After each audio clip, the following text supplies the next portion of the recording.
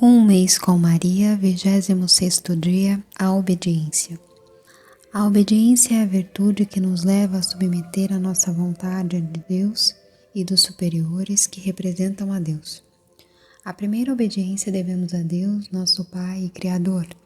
Do Senhor é a terra e tudo quanto contém. Salmo 23, versículo 1. Se somos suas criaturas e seus filhos, devemos a Ele toda a obediência criatorial e filial. Todas as criaturas te servem. Salmo 118, versículo 91. A obediência a Jesus é ligada à redenção. Ele nos resgatou com o seu sangue, por isso lhe pertencemos. Somos seus e devemos obedecer aos seus divinos desejos. Não sois mais vossos, porque fostes comprados a caro preço. 1 Coríntios, capítulo 6, versículo 20. A obediência aos superiores é ligada ao fato que eles são representantes de Deus. Sabemos bem que Deus não nos governa diretamente, mas através dos seus delegados, que Ele faz partícipes da sua autoridade. Não existe autoridade que não venha de Deus. Romanos capítulo 13, versículo 2. Por isso a desobediência aos superiores é sempre uma desobediência à autoridade de Deus. Quem resiste à autoridade resiste ao ordenamento feito por Deus, e aqueles que resistem procuram por si mesmos a danação. Romanos capítulo 13, versículo 1. Jesus usa uma expressão ainda mais forte e até mais precisa. A obediência aos superiores coloca-nos em relação direta com Ele. Quem vos escuta, escuta a mim, e quem vos despreza, despreza a mim. Lucas capítulo 10, versículo 16. As obediências que operaram milagres e as desobediências que os impediram confirmam as palavras de Jesus. Quando São José Cotolengo soube que tinha um grande número de freiras doentes e que não sabia como fazer para o serviço da pequena casa, deu ordens precisas que as freiras se levantassem para o serviço da casa. As irmãs levantaram-se e acharam-se curadas. Uma só não quis levantar por temor e não se curou. Acabou fora do instituto. Quando São Francisco de Assis e Santa Teresa d'Ávila recebiam nos êxtases qualquer comunicação, estavam prontos para renunciar tudo se o superior dissesse de modo contrário. Porque na palavra do superior existe a presença de Deus sem engano, enquanto na visão ou na locução existe sempre uma margem de incerteza. Superiores levados. É claro que os superiores devem exercitar a autoridade só como delegados de Deus e nunca devem mandar o que seja contra a lei de Deus. Não podem ser delegados de Deus quando mandassem o pecado ou não o impedissem. Mentir, roubar, abortar, blasfemar.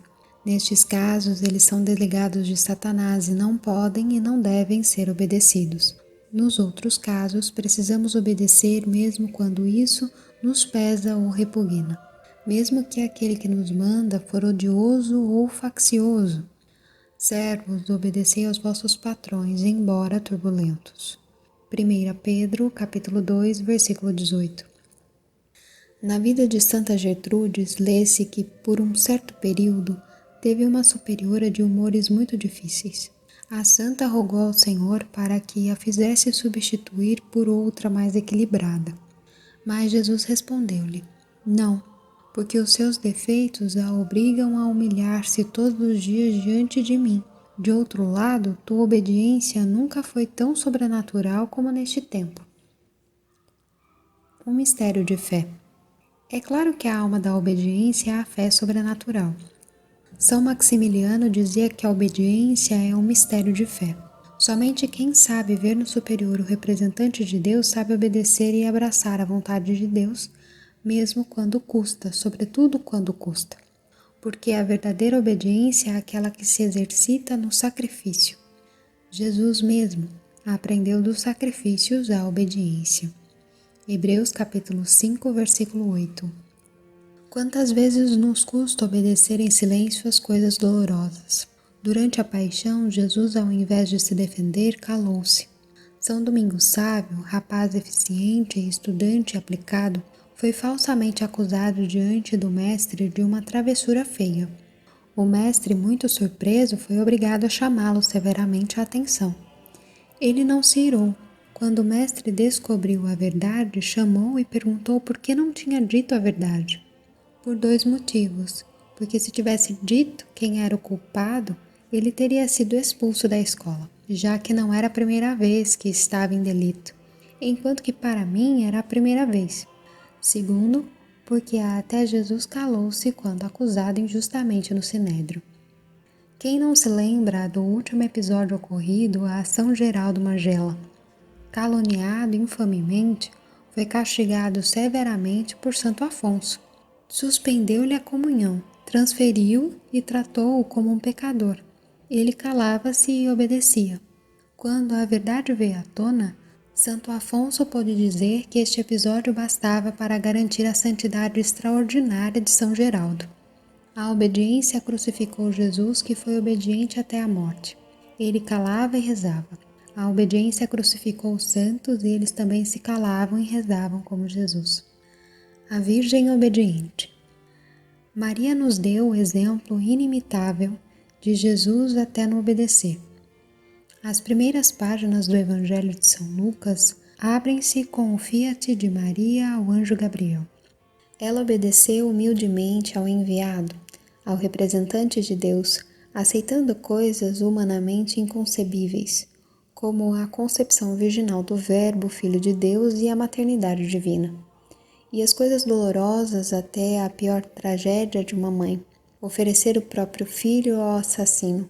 Maria foi obediente à ordem de Augusto para o recenseamento, à lei de apresentação e purificação, obedeceu ao fugir para o Egito, obedeceu ao voltar do Egito para Nazaré.